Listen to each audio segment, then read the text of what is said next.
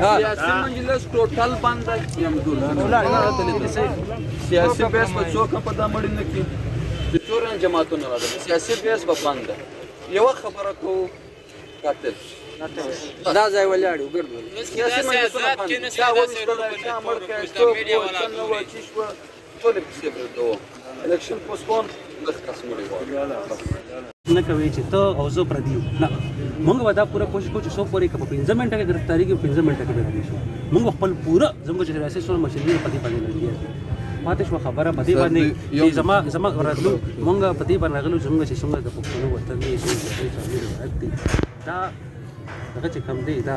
زموږ چې کوم دا شهید مشر چې کوم دی دا به موږ ښه په اسلامي طریقه باندې جنازه کوو موږ ټول به پکې ودرېږو موږ ټول در مخې ته زموږ دعا کوو هر سره به کوو او دا پاتې شو دا پروسیس دا به چلیږي دا به کوو لیکن سر ایک سر بات ہے سر کہ یہ اگر یہ جو آج یہ واقعہ ہوا ہے سر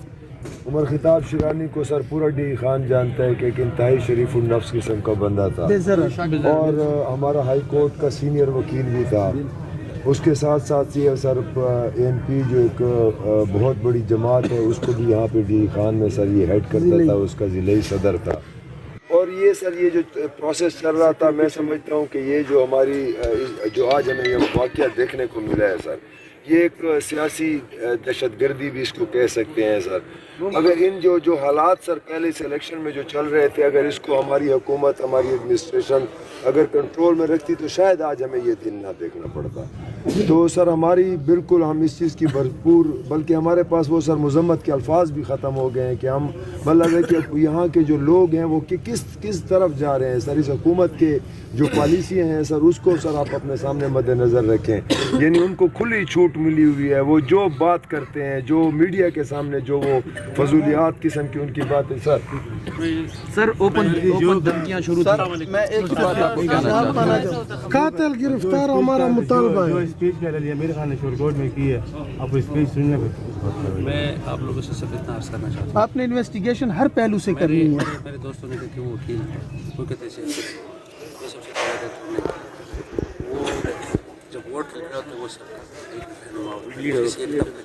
ایک بات میں بڑا واضح کرتا ہوں سر یہ اس کو سر ہم میں سر ساری میں اس کو سر ہم جو اٹیچ کر رہے ہیں سر اس کو اس لیے کر رہے ہیں کہ ایک عام غریب شہری کا کیا حال ہوگا جو اتنے بڑے بڑے عہدے رکھنے کے بعد جو اتنا ایک ڈی خان کا ایک ایسا ہائی کورٹ کا وکیل ہے سر اس کے ساتھ اگر یہ ہے تو غریب عوام پتہ نہیں کیا کرے گی سر یہ ہم نے اس کانٹیکس میں یہ بات کر رہے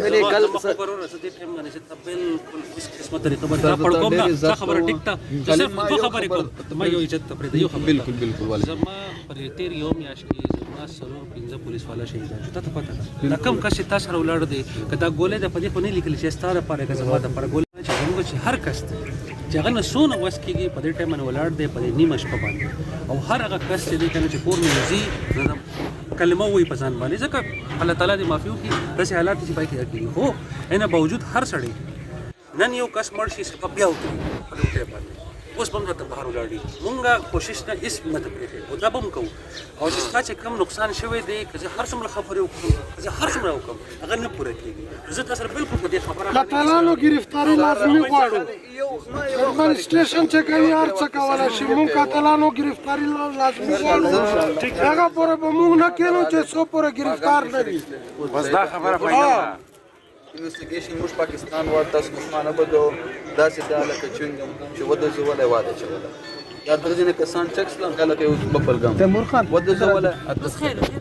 دا کده درځنه کسان لاړه دا انویسټیګیشن زده شرطیان وایا لیکلي درکوم دا لاس کار کې کسان راځي بل موږ پاکستان دا واده چې موږ ایجنسی ټاپ کلاس ایجنسی دي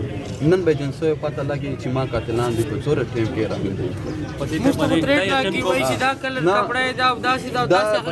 نو چې تا ته دومره پته ده الوتې بیا نیسي ولې نه مرسي جان سره اصله واخلو وای تاسو سره لیسن نسته چې تورې شیشې وای چې مر سیاسي خلک ټول سیاسي پارټیانو نه مر شهیدان کړي دي ډي سي صاحب تا ته پته ده ډي پی او صاحب ته پته ده سیدان آباد علی خان مر کو یو سپیچ کړو سیدا شورکوټ کې به اکلیپ کو تاسو وګورو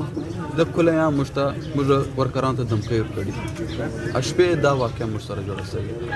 هر چا به انټروګیشن کېږي چا علي امین دا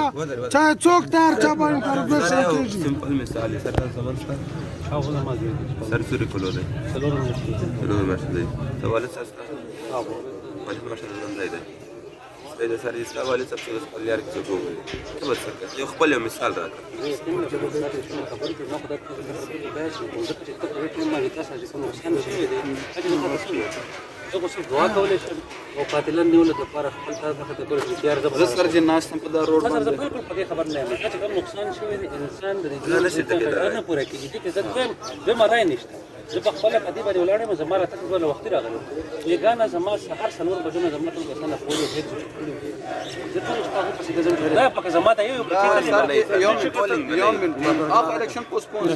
وہ تو ہو گیا قانون میں نہیں عمر خطاب کے نام کا ہی ہوگا دیکھتے ہیں کون علی امین کا ووٹ ڈالتا ہے کون کسی اور کا ووٹ ڈالتا ہے جس نے دھمکی دیا اس کو انٹروگیشن میں شامل کیا جائے نیمه ګنټه ټیم ورشو واخلو مشوره سره وکړو به بسیط جواب